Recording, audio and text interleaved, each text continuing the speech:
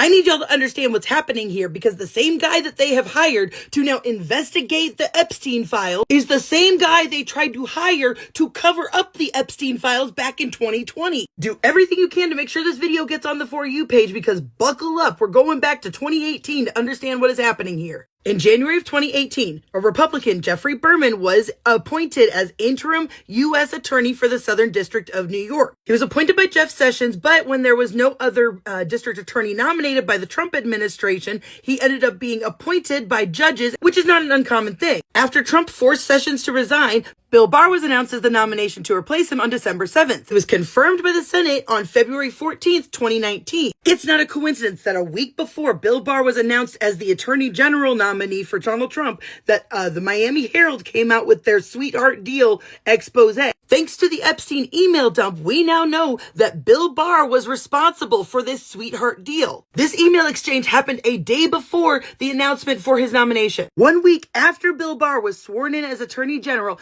the judge overturned the non-prosecutorial agreement with Jeffrey Epstein, which it's safe to say that that's probably when they started going after Epstein. I'm not going to go into everything he investigated, but he essentially had already been going after Trump's inner circle with Michael Cohen, Rudy Giuliani. Now, Epstein was arrested in July of 2019 and dead by August 2019. I think it was pretty clear that there was no stopping this man at this point, and that's why Epstein was by this administration. But that wasn't going to stop Berman, because somebody had to answer for Jeffrey's crimes. So that's when he started going after Maxwell. But Maxwell stayed hidden. She was basically on the run. June 19th, 2020, Bill Barr announced to the world and did not inform Berman that he was being fired. Berman said privately that Barr had been trying to pressure him into resigning, which he refused. In that same announcement, Bill Barr announced Jay Clayton III as his replacement starting July 3rd. Ghislaine Maxwell was arrested on July 2nd. Now, because Geoffrey Berman was appointed by judges unanimously, he could not be forced to resign until a new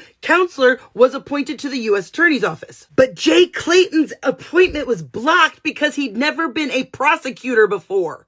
That's right. Remember, the Democrats controlled the Senate at this point, so Chuck Schumer blocked his nomination, and the judges refused to assign him as interim. Berman only agreed to step down if his interim, Aubrey Strauss, was replacing him. She was the one who ultimately convicted Maxwell. During the process of her trial, Trump lost the 2020 election, stealing boxes of classified documents before he left the office. Now Jay Clayton is the one in charge of the Southern District of New York. You know, because Democrats weren't there to stop him this time. This is the same guy that Donald Trump's DOJ directed to drop the corruption charges against Mayor Eric Adams. But not only has this guy never been a prosecutor before this, he also worked for Bear Stearns in 2008, Epstein's financial firm. He also works for the Dutch Bank, who was Epstein's bank that helped him traffic and money launder. He also works at the same law firm as all of other Trump's lawyers, the same law firm of Todd Blanche and Emil Bovee. Epstein's lawyer even comments that Jeffrey Epstein's private equity now has a direct line in the new administration in Jay Clayton, because Jay Clayton was appointed the head of the SEC. Geoffrey Berman told Congress in a hearing